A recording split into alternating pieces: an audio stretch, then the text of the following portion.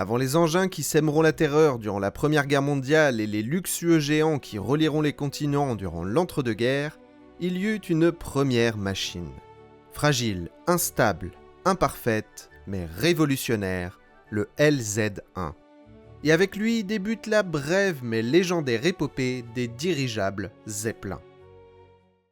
C'est en 1783 que tout commence. En juin, les Français Étienne et Joseph de Montgolfier font la première démonstration de leur ballon à air chaud, prouvant qu'il est possible de vaincre la pesanteur. Ils poursuivent avec le premier vol libre habité en novembre, atteignant 1000 mètres d'altitude. Mais l'air chaud montre déjà ses limites. On se tourne alors vers une autre solution, l'hydrogène découvert par le Britannique Henry Cavendish en 1766. Ce gaz est 14 fois plus léger que l'air, mais en échange est extrêmement inflammable. Dès le 27 août 1783, le physicien français Jacques Charles avait fait la démonstration d'un petit ballon à gaz de 35 mètres cubes au-dessus de Paris, prouvant la faisabilité de l'hydrogène. Le 1er décembre, Jacques Charles et Noël Robert parcourent 45 km à bord d'un ballon à gaz de 380 mètres cubes atteignant 3000 mètres d'altitude. Un véritable exploit. Le ballon des Montgolfier, lui, n'avait atteint que 1000 mètres, alors qu'il possédait un volume de 2200 mètres cubes. On sait désormais qu'il est possible de voler, mais reste un problème. Comment se diriger ? Les ballons de l'époque ne font que se laisser porter au hasard par les vents. Au début, leurs concepteurs sont déjà bien heureux de réussir à quitter le sol, mais très vite, cela ne suffit plus.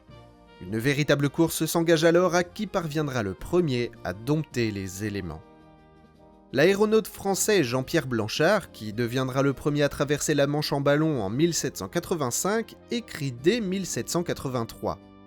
Il n'est personne qui n'aperçoive dans cette merveille de l'esprit humain un moyen sûr d'étendre et de perfectionner le commerce, et de veiller efficacement aux intérêts respectifs des différents peuples, d'en découvrir probablement de nouveaux, peut-être même d'approcher, malgré l'impossibilité apparente, de ces astres suspendus sur nos têtes. Mais les choses s'enlisent rapidement.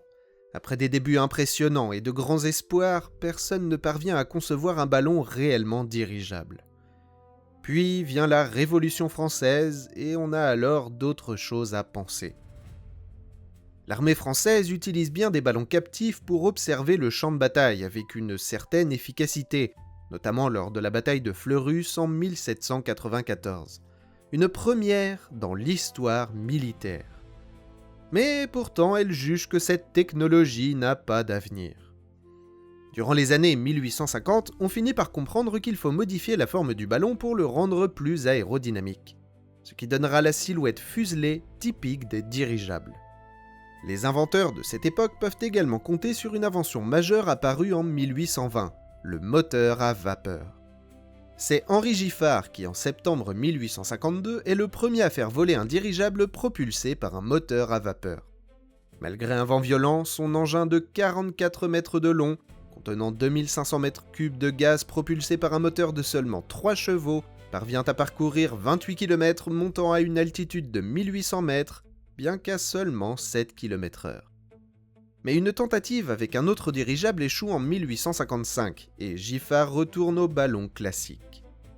Il faudra attendre Henri Dupuy de Lôme en 1872 pour revoir un dirigeable reprenant le concept de Giffard, mais cette fois non motorisé. Viennent ensuite les capitaines Charles Renard et Arthur Constantin Krebs, qui construisent en 1884, pour le compte du ministère français de la guerre, le dirigeable La France. Avec 52 mètres de long pour un volume de 1864 mètres cubes et équipé d'un moteur électrique, il atteint 20 km/h. Mais surtout, il réalise des manœuvres d'une précision encore jamais vue. Il devient le premier dirigeable à réussir un trajet aller-retour complet avec atterrissage au point de départ. Il est ainsi le premier dirigeable totalement contrôlable. Mais si la France domine alors très largement le domaine de l'aérostation, une autre nation commence peu à peu à lui faire de l'ombre, l'Allemagne.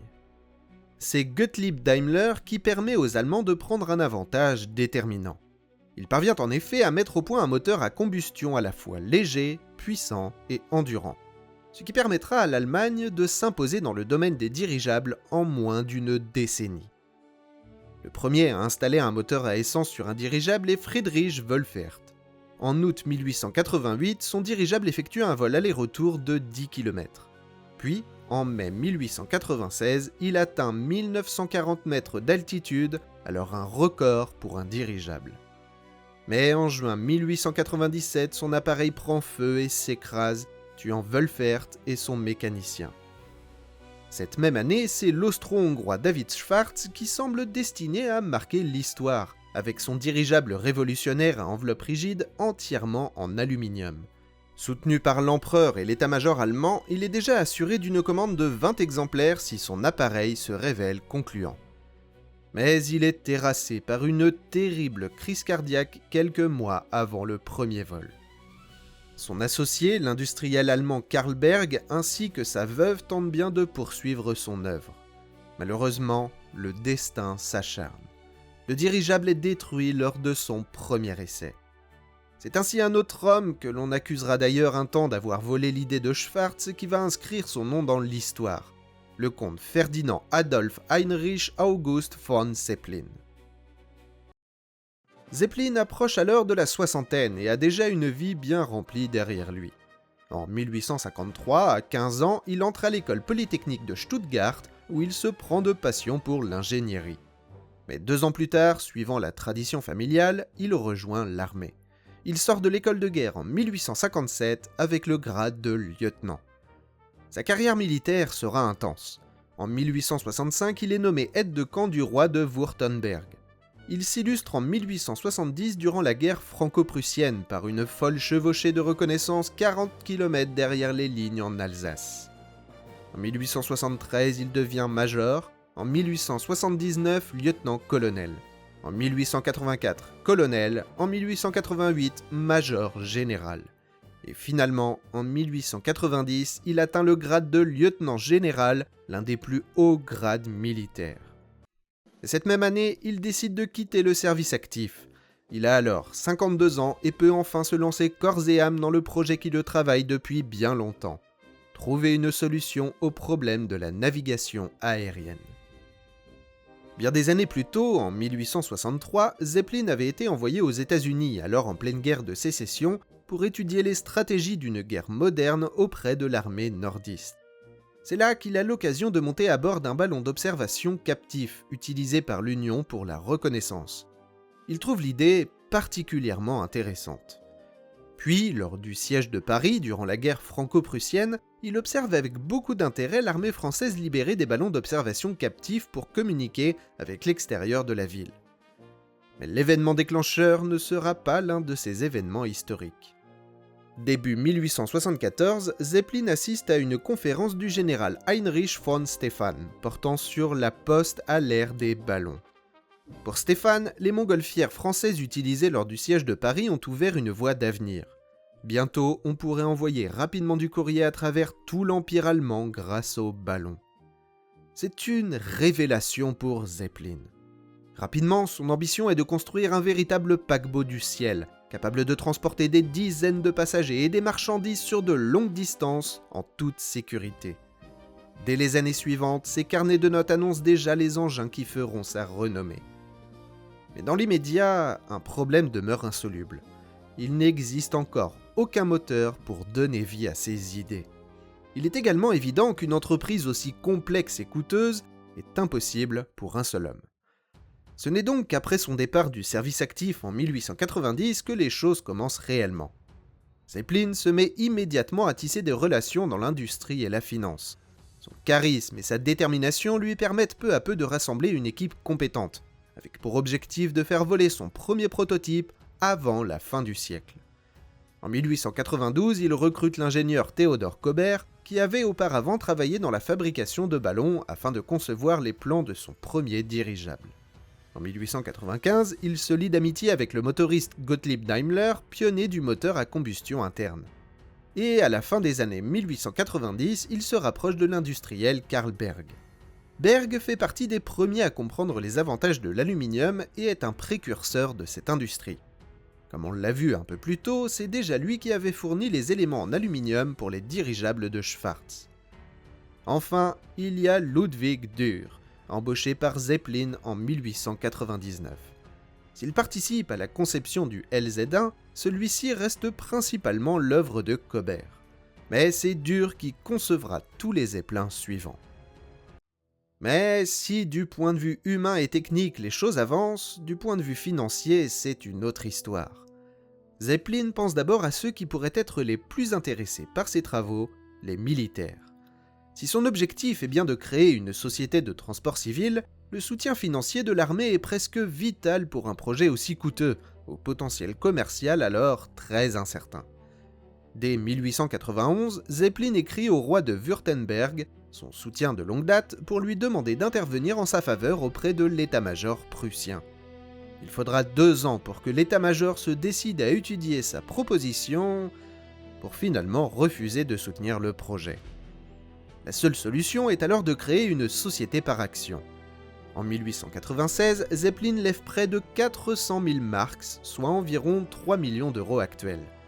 Parmi les contributeurs, on trouve l'empereur allemand Guillaume II, le roi de Wurtemberg, l'état-major et près de 200 savants, aéronautes, officiers et sociétés allemandes. Mais même si la somme est considérable pour l'époque, elle ne représente qu'à peine la moitié de ce dont Zeppelin a besoin. Finalement, la Société pour la promotion du voyage en dirigeable est fondée en 1898 avec un capital de 800 000 marks. Pour atteindre cette somme, Zeppelin hypothèque ses biens et ceux de sa femme. Autant dire qu'il n'a pas le droit à l'erreur. En échange, cela lui donne la majorité des parts de la société. L'année suivante, le premier atelier est construit à Manzel, près de Friedrichshafen, sur les bords du lac de Constance. Et c'est là que naît son premier prototype, le LZ-1. Le LZ-1 mesure 128 mètres de long pour un diamètre maximal de 11 mètres 73. En comparaison, le plus long avion de l'histoire, l'Antonov AN-225, mesurait 84 mètres. Ses dimensions et sa forme de cigare sont assez classiques pour l'époque. Au premier coup d'œil, il ne se démarque donc pas vraiment des autres. En réalité, sa véritable particularité se trouve à l'intérieur. En effet, contrairement au souple, dont la forme est maintenue uniquement par la pression interne du gaz, ou au semi-rigide, qui possède bien une structure porteuse mais dont la forme est généralement maintenue par la pression du gaz, le LZ-1 est le premier véritable dirigeable rigide. Il possède ainsi une impressionnante armature en aluminium qui lui donne sa rigidité indépendamment du gaz. Sur cette structure vient se tendre l'enveloppe extérieure en toile. Il reprend ainsi l'idée du dirigeable métallique de Schwarz, mais utilise de la toile pour l'enveloppe extérieure. Autre grande particularité, l'hydrogène est réparti dans 17 ballonnets pour un volume total de 11 298 m3. Cette configuration permet une meilleure répartition tout en étant plus sûr. Si l'un des ballonnets venait à fuir, les autres ne seraient pas affectés. Non seulement cela améliore la sécurité, mais c'est aussi un avantage économique, car remplir le dirigeable en gaz coûtait environ 10 000 marks, soit approximativement 82 000 euros. C'est donc cette configuration, structure en aluminium et ballonnets séparés, qui fera le succès des Zeppelin, permettant de construire des engins plus grands, plus rapides et capables d'emporter une charge supérieure à celle de tous les autres concurrents. Il est propulsé par 2 moteurs 4 cylindres Daimler NL1 refroidis par eau développant 14,20 chevaux chacun et entraînant 4 hélices en aluminium à 4 pales. Cette propulsion est assez modeste, mais permet tout de même d'atteindre 27 km/h. En comparaison, le Wright Flyer, premier avion à réaliser un vol motorisé contrôlé en 1903, avait un poids de 338 kg, une puissance de 12 chevaux pour une vitesse de 43 km/h. Le LZ-1, lui, pesait environ 13 tonnes. Il s'agit de moteurs à essence. D'ailleurs, malgré le progrès du diesel au fil du temps, presque tous les Zeppelin seront équipés de moteurs essence. Le diesel n'arrivera qu'à partir du LZ-129 Hindenburg en 1935. La direction est assurée par 4 gouvernails, 2 à l'avant et 2 à l'arrière. En revanche, pour l'inclinaison, il utilise un système assez rudimentaire. Un poids mobile en plomb de 100 kg, suspendu sous la structure, qui coulisse vers l'avant ou l'arrière selon l'assiette que l'on souhaite donner au dirigeable. On sent bien ici que le LZ1 est un prototype. Accessoirement, le câble est également prévu pour amortir l'atterrissage sur l'eau. L'équipage prend place dans 2 nacelles ouvertes en aluminium suspendues sous la structure. L'une à l'avant pour le pilotage et l'autre à l'arrière pour les passagers.